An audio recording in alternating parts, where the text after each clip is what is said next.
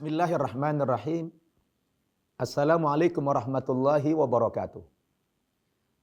Alhamdulillahi rabbil alamin. Wassalatu wassalamu ala asrafil mursalin. Sayyidina Muhammadin wa ala alihi wa sahbihi ajma'in. Amma ba'd. Qala Allah subhanahu wa ta'ala fil Qur'anil Karim. A'udzu billahi minasy syaithanir rajim. Laqad mannallahu 'alal mu'minin idz ba'atsa fihim rasulan min anfusihim yatslu 'alaihim ayatihi wa yuzakkihim wa yu'allimuhumul kitaba wal hikmah wa in kanu min qablu lafi dhalalim mubin. Wa qala Rasulullah sallallahu alaihi wasallam walladzi nafsu Muhammadin biyadihi la yasma'u bi ahadun min hadhihi al-ummah yahudiyyun wala nasraniyun thumma yamut wa lam yu'min billadhi ursiltu bih illa kana min ashabin nar. Atau kama qala Rasulullah sallallahu alaihi wasallam. Pemirsa An-Naba TV rahimakumullah. Alhamdulillah, segala puja dan puji syukur mari senantiasa kita persembahkan kehadirat Allah Subhanahu wa taala atas segala nikmat, taufik dan hidayahnya yang diberikan kepada kita, sehingga dengan nikmat itu sampai saat ini kita masih menjadi orang yang beriman dan bertakwa kepada Allah Subhanahu wa taala.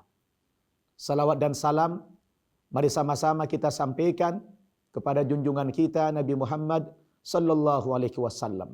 Karena beliaulah yang mengeluarkan kita umat manusia minadz-dzulumati ilan nur, dari kegelapan dunia jahiliyah menuju cahaya Islam yang terang benderang.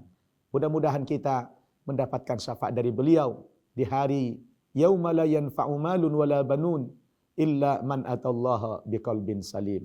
Amin ya rabbal alamin. Pemirsa An-Naba TV rahimakumullah. Saat ini kita sedang berada di bulan Rabiul Awal. Sebagaimana kebiasaan masyarakat kita, setiap kali kita memasuki bulan Rabiul Awal, kita diingatkan dengan sebuah peristiwa besar, yaitu peristiwa kelahiran Nabi kita Muhammad sallallahu alaihi wasallam. Oleh karena itu, tausiah saya pada kesempatan ini bertemakan peringatan Maulid Nabi Muhammad sallallahu alaihi wasallam. Pemirsa An-Naba TV rahimakumullah. Apa sebenarnya pentingnya dan apa hikmahnya kita setiap tahun memperingati kelahiran Nabi kita Muhammad sallallahu alaihi wasallam ini? Yang walaupun sebagian masyarakat kita ada yang kurang sependapat, ada yang kurang setuju diadakannya acara-acara peringatan Maulid Nabi. Karena sebagian mereka mengatakan ini tidak dicontohkan oleh Nabi dan juga sahabat-sahabat Nabi. Kita tidak masuk ke wilayah perdebatan itu. Namun pada intinya, setiap kali pengajian peringatan Maulid Nabi pasti ada hikmahnya. Dan itu bagian daripada syiar Islam. Allah Subhanahu wa taala berfirman dalam Al-Qur'an, A'udzu billahi minasyaitonir rajim. Wa may yu'azzim sya'airallah fa innaha min taqwal qulub. Barang siapa yang mengagungkan syiar-syiar Allah Subhanahu wa taala dengan mengadakan pengajian-pengajian, apakah itu majelis taklim biasa, apakah itu peringatan hari besar Islam dan lain sebagainya, siapa yang menyelenggarakan kegiatan semacam ini, itu bagian daripada syiar Islam dan itu berangkat dari ketakwaan hatinya kepada Allah Subhanahu wa taala. Apapun judul pengajian itu, yang namanya pengajian dalam rangka membesarkan Allah, membesarkan agama Allah, itu bagian daripada syiar agama Islam. Saudara-saudaraku yang saya cintai karena Allah Subhanahu wa taala. Saya ingin menyampaikan sedikit saja tentang hikmah daripada kita memperingati Maulid Nabi ini. bahwa di muqaddimah di atas tadi saya mengawali taujih ini dengan membacakan satu ayat di dalam Al-Quran. Surat Ali Imran ayat 164. Di mana dalam ayat itu Allah Subhanahu wa taala berfirman, A'udzu billahi minasyaitonir rajim. Laqad mannallahu 'alal mu'minin idz ba'atsa fihim rasulan min anfusihim yatslu 'alaihim ayatihi wa yuzakkihim wa yu'allimuhumul kitaba wal hikmah wa in kanu min qablu lafi dhalalim mubin. Shadaqallahul adzim. Artinya, sungguh merupakan nikmat Allah yang paling besar kepada orang-orang yang beriman. Saudaraku,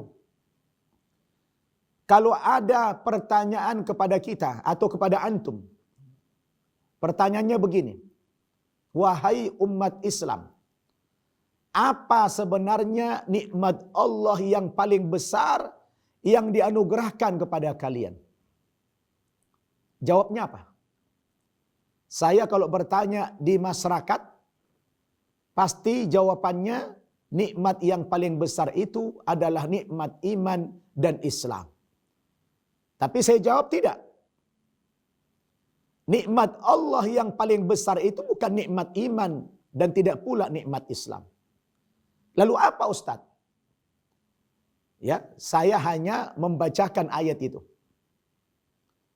Sesungguhnya nikmat Allah yang paling besar yang diberikan kepada kita bukan nikmat iman dan Islam itu, melainkan nikmat idz ba'atsa fihim rasulan min anfusihim, yaitu diutusnya oleh Allah Subhanahu wa taala ke dunia ini, yaitu Nabi Muhammad sallallahu alaihi wasallam.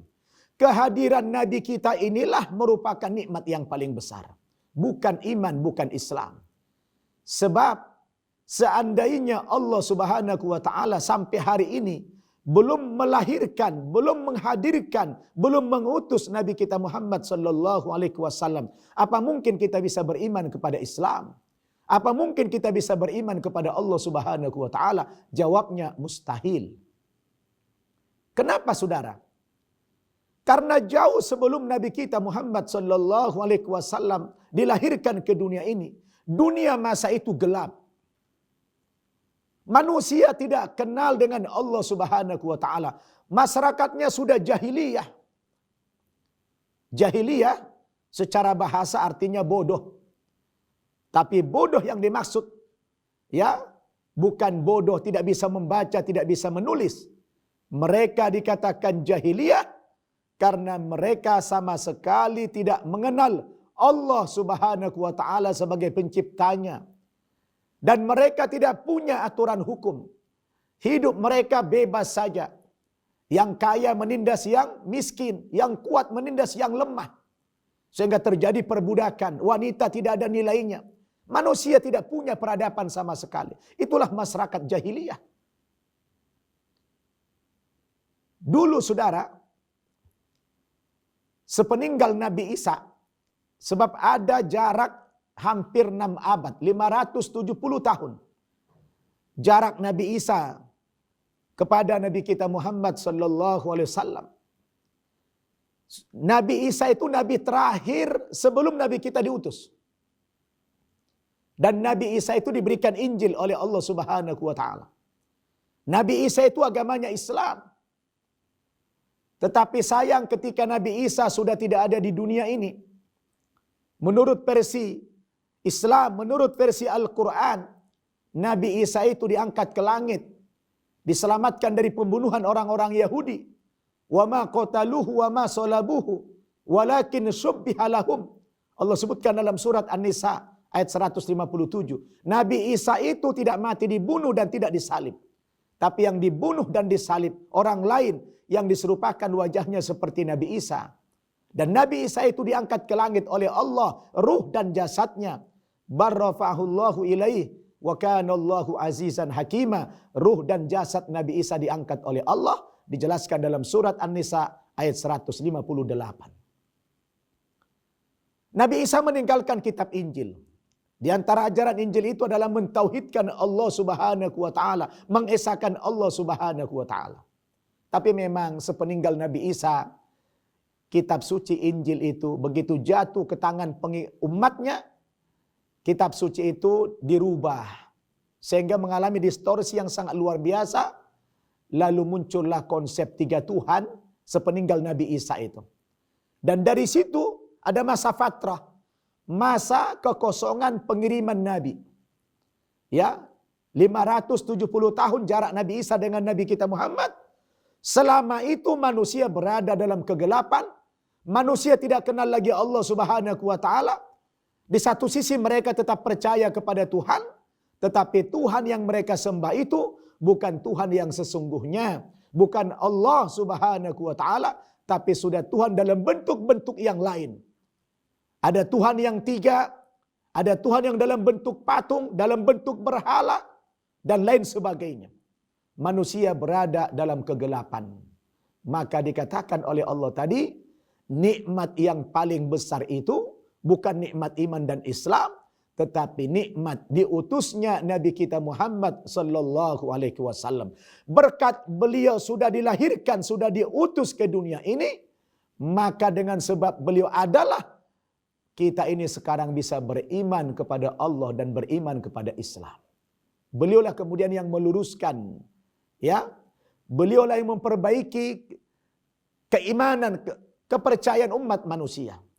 Beliaulah yang merubah keadaan dunia yang jahiliyah menjadi terang seperti yang kita rasakan sekarang ini.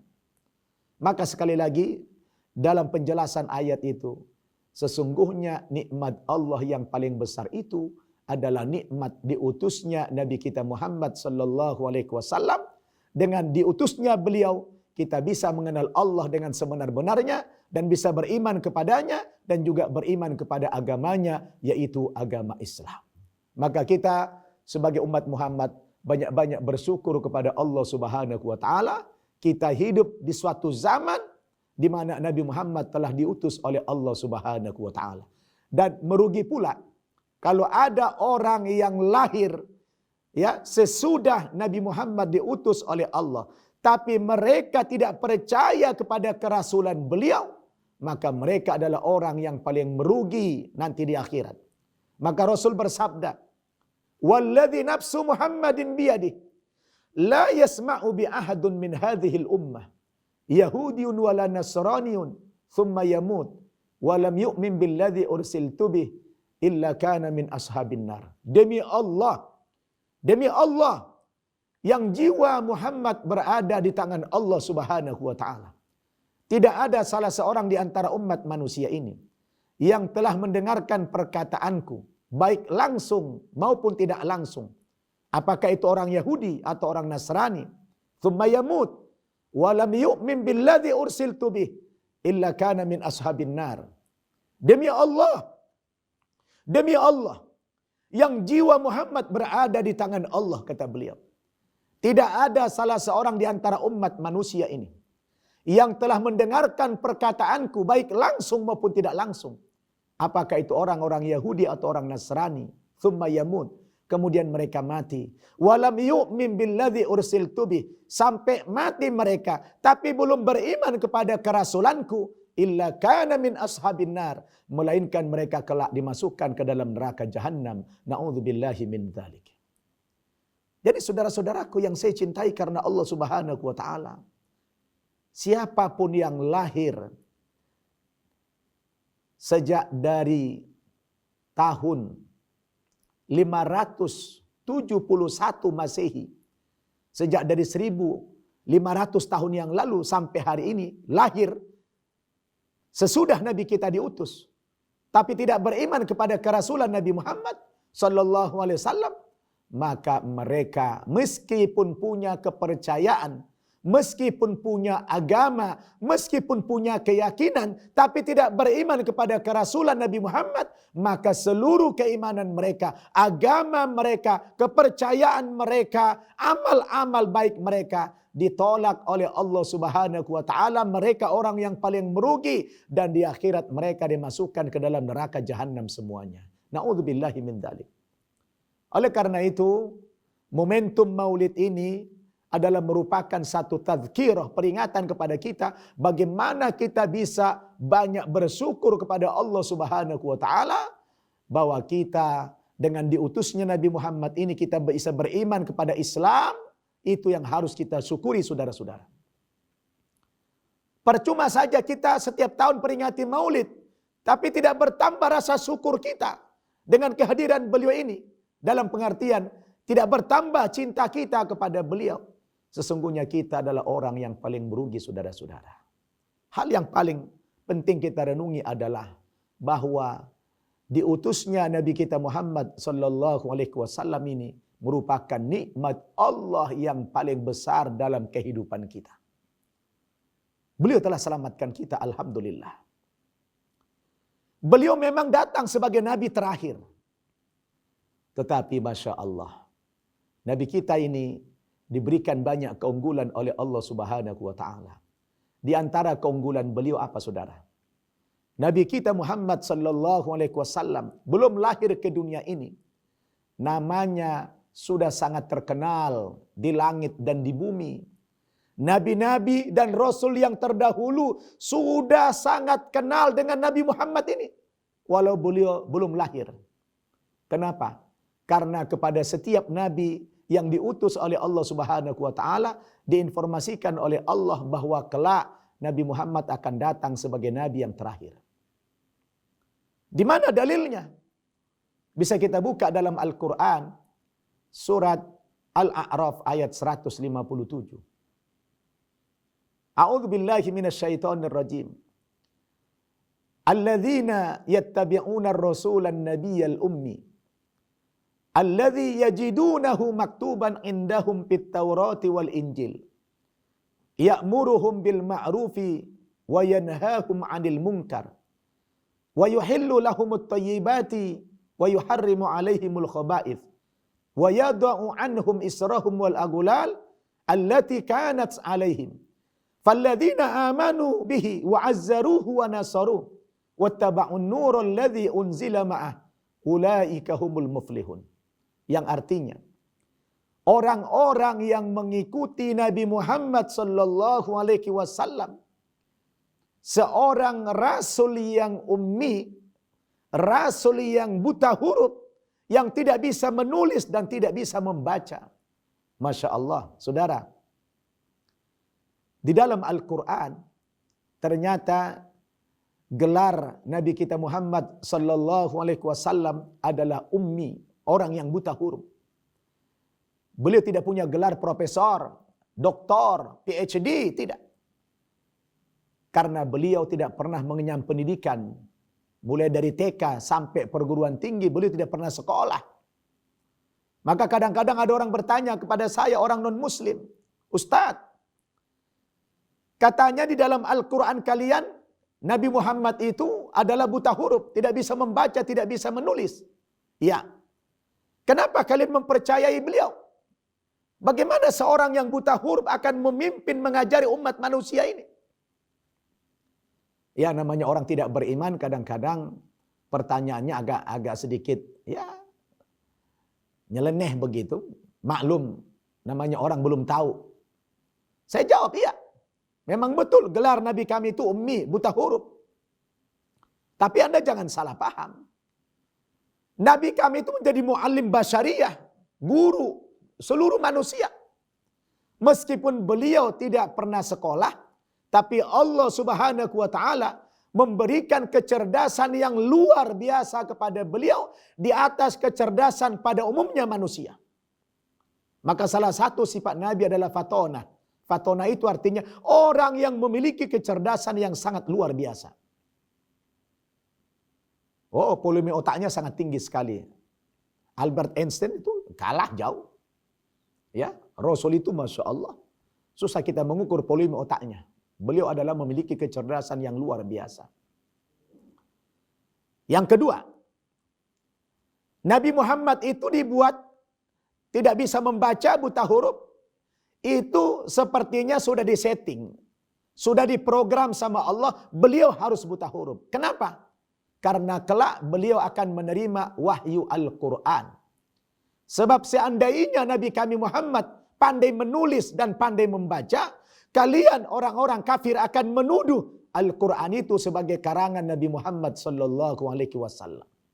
Dengan beliau buta huruf, tidak bisa membaca, tidak bisa menulis, terbantahkanlah semua argumentasi yang mengatakan seolah-olah Al-Quran itu karangan beliau. Tidak. Bahkan kalau ada orang yang menuduh Al-Quran karangan beliau, ditantang sama Al-Quran. Di dalam surat Al-Isra ayat 88 ditantang sama Allah. Qul la in ijtama'atil insu wal jinnu ala ayatu bimithli hadzal Qur'an la ya'tuna bimithlihi walau kana ba'duhum li ba'din dhahira. Katakan ya Muhammad kepada orang-orang kafir itu yang menuduh Al-Quran sebagai karanganmu, seandainya berkumpul profesor ahli bahasa dari bangsa jin dan manusia berkumpul untuk menyusun satu konsep yang seperti Al-Quran ini. Semua pakar bahasa dari bangsa jin dan manusia menyusun satu konsep. La ya'tuna bimithlihi walau kana ba'duhum li ba'din dhahira. Niscaya mereka tidak akan mampu mendatangkan Al-Quran tandingan. Kenapa? Al-Quran itu mukjizat yang luar biasa. Bahasanya bahasa yang sangat tinggi, bukan bahasa orang Arab pada umumnya. Maka tidak ada satu orang pun yang mampu menandingi bahasa Al-Quran. Maka sampai hari ini tidak ada yang bisa membuat Al-Quran tandingan. Nah itulah tujuannya. Beliau dibuat buta huruf supaya tidak ada tuduhan bahwa Al-Quran karangan beliau. Tidak ada satu ayat pun di dalam Al-Quran perkataan Nabi kami Muhammad sallallahu alaihi wasallam. Tidak ada. Ini semua 100% wahyu dari Allah Subhanahu wa taala. Dan wahyu Al-Quran itu terpelihara. Inna nahnu nazzalna dzikra wa inna lahu lahafidun. Sesungguhnya kamilah yang menurunkan Al-Quran itu. Dan kami pula yang menjaga, memelihara keaslian, kemurnian, keautentikan daripada Al-Quran itu dijamin oleh Allah Subhanahu wa taala. Pemirsa An-Naba TV rahimakumullah. Apa lanjutan ayat itu? Alladzina yattabi'una ar-rasulan nabiyyal ummi alladzi yajidunahu maktuban indahum fit Taurati wal Injil. Yang sebelum Nabi Muhammad itu lahir kata Allah, ternyata namanya sudah dijumpai tertulis di dalam kitab Taurat dan Injil terdahulu. Jadi menurut Allah, Nabi kita Muhammad sallallahu alaihi wasallam belum lahir, informasi kelahiran beliau sudah tertulis di dalam kitab Taurat dan Injil. Ya, sudah ada. Makanya tidak heran kalau orang-orang Nasrani dulu dan orang Yahudi dulu sangat kenal dengan Nabi Muhammad sebelum dia lahir. Sebagaimana Allah sebutkan dalam Al-Quran, surat Al-Baqarah ayat 146. A'udzu billahi minasyaitonir rajim. Alladzina atainahumul kitaba ya'rifunahu kama ya'rifuna abna'ahum wa inna fariqam minhum la yaktumunal haqqa wa hum ya'lamun. Orang-orang Yahudi dan Nasrani yang mereka diberikan kitab suci berupa Taurat dan Injil ya'rifunahu, mereka sangat kenal kepada sosok Nabi Muhammad itu sebelum dia lahir, kama ya'rifuna abna'ahum, sebagaimana mereka mengenal anak-anak kandung mereka sendiri. Bahkan orang-orang Yahudi dan Nasrani itu jauh lebih kenal kepada Nabi Muhammad sebelum dia lahir. Beribu-ribu tahun akan datang baru akan lahir. Lebih kenal mereka kepada Nabi Muhammad ketimbang anaknya besok mau lahir, istrinya hamil tua, dia belum tahu apa jenis kelamin anak itu, laki atau perempuan, dia tidak tahu. Kenapa? Karena di zaman itu tidak ada USG, saudara-saudara. Istrinya hamil tua, besok mau lahiran anaknya, dia belum tahu apa jenis kelamin anaknya, laki atau perempuan. Bahwa Nabi Muhammad akan lahir 1000 tahun mendatang atau berapa ribu tahun mendatang, mereka sudah tahu. Dari mana taunya? Dari Taurat, dari Injil. Ya'rifunahu, mereka sangat kenal kata Allah Subhanahu wa taala kepada Nabi kita Muhammad sallallahu alaihi wasallam. Tapi sayang, wa inna fariqam minhum la yaktumunal haqqa. Begitu Nabi Muhammad itu lahir, diangkat menjadi rasul yang terakhir oleh Allah, sebahagian besar umat-umat yang terdahulu mendustakan kerasulan beliau. Mendustakan kerasulan beliau. Maka tadilah Nabi bersumpah, ya, orang yang sampai mati dari kalangan mereka tidak beriman kepada kerasulannya, mereka semua menjadi penghuni neraka jahanam. Na'udzubillahi min dzalik. Saudara-saudaraku yang saya cintai karena Allah Subhanahu wa taala. Luar biasa. Nabi kita belum lahir tapi sudah terkenal namanya. Di zaman dulu. Bahkan yang luar biasa lagi saudara, Nabi Muhammad sallallahu alaihi wasallam belum lahir. Itu nabi-nabi rasul terdahulu sudah dibuat heboh sama Allah. Kenapa heboh? Allah ambil sumpah dan perjanjian kepada mereka. Kalau nanti Nabi Muhammad datang, mereka akan beriman. Subhanallah. Hal ini diabadikan dalam Al-Quran. Surat Ali Imran ayat 81. A'udzu billahi minasyaitonir rajim. Wa idh akhadallahu mitsaqan nabiyyin lama ataitukum min kitabi wa hikmah thumma ja'akum rasulun musaddiqun lima ma'akum la tu'minunna bihi wa la tansurunna qala a'aqrartum wa akhadtum ala dhalikum isri qalu aqrarna qala fashhadu wa ana ma'akum minasyahidin. Subhanallah. Ingatlah ketika Allah Subhanahu wa taala mengambil sumpah, mengambil perjanjian dari para nabi dan rasul yang terdahulu. Allah mengambil sumpah dari mereka. Sungguh, wahai para nabi, apa saja yang kuberikan kepada kamu berupa kitab dan hikmah, berupa Taurat, berupa Zabur, berupa Injil, apa saja yang kuberikan kepada kamu. Tsumma ja'akum rasulun, kemudian nanti datang kepada kamu seorang rasul. Rasul yang dimaksud dalam ayat itu adalah Nabi Muhammad sallallahu alaihi wasallam. Kalau nanti Nabi Muhammad itu datang, kata Allah, musaddiqul lima ma'akum, dia akan membenarkan apa-apa yang ada pada kamu. Apa yang ada pada mereka? Yang ada pada mereka adalah Taurat, Zabur, Injil. Kalau Nabi Muhammad nanti datang, Nabi Muhammad itu akan membenarkan kitab Taurat, membenarkan kitab Zabur, dan membenarkan kitab Injil. Maka salah satu rukun iman kita adalah percaya kepada kitab-kitab suci yang terdahulu. Allahu Akbar. Apa saja yang kuberikan kepada kamu? Kamu la tu'minunna bihi wa la tansurunna.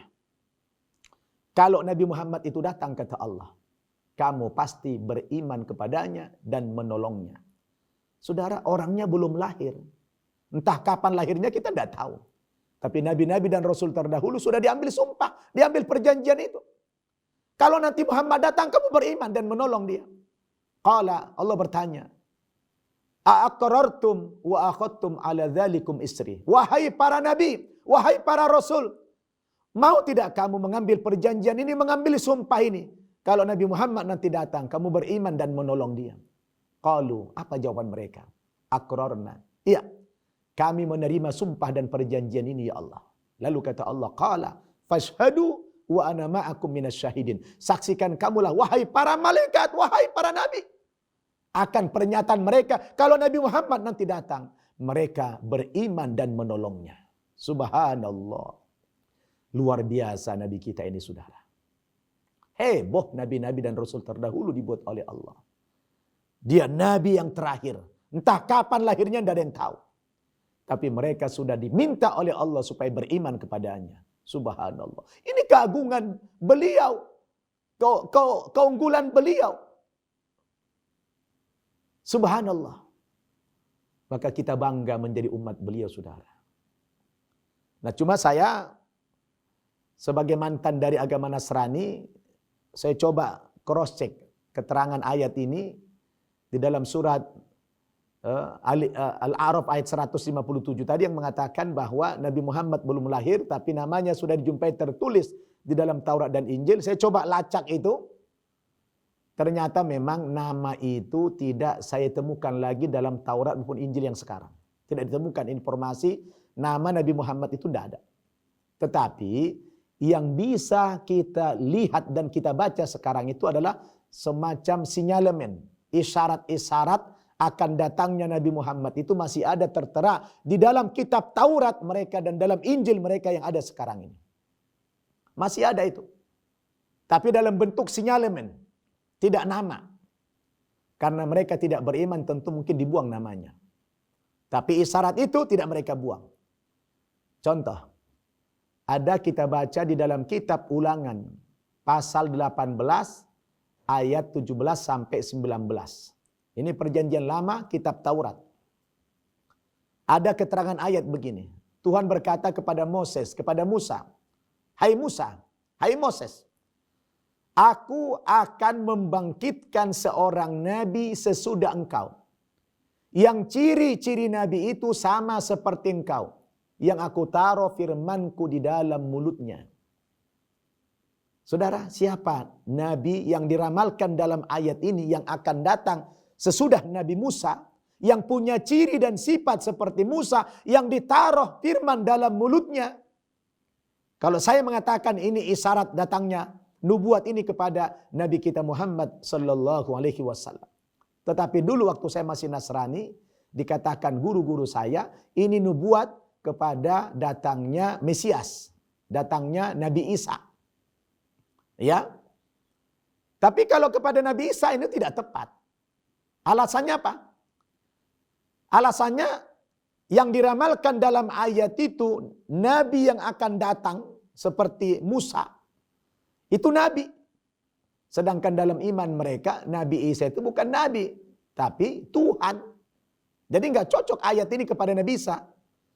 Nah, untuk mendukung ayat ini bahwa ayat ini ditujukan kepada Nabi Muhammad, bisa kita baca dalam kitab Ulangan pasal 34 ayat 10. Tuhan berkata, nabi yang seperti Musa dikenal berhadapan muka dengan Tuhan, tidak ada lagi nabi yang bangkit di antara orang Israel. Artinya, nabi yang akan datang itu bukan dari kalangan Bani Israel, melainkan dari luar Israel. Nah, kalau begitu, siapa yang dimaksud? Saya meyakini ayat ini ditujukan kepada nubuat datangnya Nabi kita Muhammad sallallahu alaihi wasallam. Ya, karena Nabi Muhammad bukan orang Israel. Dia orang Arab. Sedangkan di ayat tadi yang akan datang bukan orang Israel. Makin kloplah. Dan kalau mau kita urai tentang persamaan ciri Nabi Musa dengan Nabi Muhammad, akan kita temukan banyak persamaan. Dan ini cocok dengan ayat tersebut. Di antaranya apa? Yang pertama, kedekatan ciri Nabi Musa dengan Nabi Muhammad. Nabi Musa itu ketika lahirnya normal. Artinya dia punya bapak, punya ibu. Nabi Muhammad juga waktu lahir normal. Punya bapak, punya ibu. Ada kemiripan. Nabi Isa tidak. Beliau punya ibu, tidak punya bapak. Yang kedua, Nabi Musa ketika remaja, kerjanya menggembala kambing Nabi Shu'aib. 8 tahun kemudian diangkat menjadi menantu. Nabi kita Muhammad juga ketika remaja, kerjanya menggembala kambing orang Quraisy. Ada kemiripan. Yang ketiga, Nabi Musa itu pernah berperang melawan rezim Fir'aun. Nabi Muhammad sallallahu alaihi wasallam juga pernah berperang melawan rezim Quraisy. Ada kesamaan. Yang keempat, Nabi Musa itu pernah berhijrah dari tanah Kanaan, dari Mesir ke tanah Kanaan. Dari Mesir ke tanah Kanaan itu adalah Palestina. Nabi Muhammad juga pernah hijrah dari Makkah ke Madinah. Ada persamaan. Yang kelima, Nabi Musa itu pernah bercakap-cakap dengan Tuhan di Tur Sinai. Nabi Muhammad juga pernah berdialog dengan Allah di Sidratul Muntaha. Ada kesamaan. Hai Musa, aku akan membangkitkan seorang nabi sesudah engkau, yang ciri-ciri nabi itu sama seperti engkau, yang aku taruh firmanku dalam mulutnya. Itu nabi yang akan datang, yang diramalkan dalam ayat itu dipastikan arahnya kepada Nabi kita Muhammad sallallahu alaihi wasallam. Apalagi ada ayat mengatakan ditaruh firman dalam mulutnya. Nabi Muhammad itu tidak berbicara dengan nafsu. Wa ma yantiqu 'anil hawa in huwa illa wahyu yuha. Dalam surat An-Najm ayat 4 Allah jelaskan demikian, Nabi Muhammad sallallahu alaihi wasallam tidak berbicara dengan hawa nafsunya, tapi pembicaraan beliau adalah wahyu dari Allah Subhanahu wa taala. Bahasa Tauratnya, aku taruh firman di dalam mulutnya. Maksudnya Nabi itu kalau bicara tidak berdasarkan hawa nafsu. Siapa itu? Pas kepada Nabi kita Muhammad sallallahu alaihi wasallam. Semakin diperkuat dengan dalil kitab Ulangan pasal 34 ayat 10 tadi, Nabi yang pernah berhadapan muka dengan Tuhan, ya, seperti Musa itu, tidak ada lagi bangkit di antara orang Israel. Berarti ini di luar Israel. Siapa? Nabi kita Muhammad sallallahu alaihi wasallam. Subhanallah. Itu dalam Taurat. Sebagaimana disebutkan dalam Al-Quran tadi, surat Al-A'raf ayat 157. Sekarang Injilnya di mana? Ada yang mirip-mirip. Dalam Injil Yohanes pasal 16 ayat 7, Yesus pernah berpesan kepada murid-muridnya, adalah lebih berguna bagi kamu jika aku pergi. Sebab kalau aku tidak pergi, penghibur itu tidak akan datang kepadamu. Siapa penghibur yang dimaksud dalam ayat itu?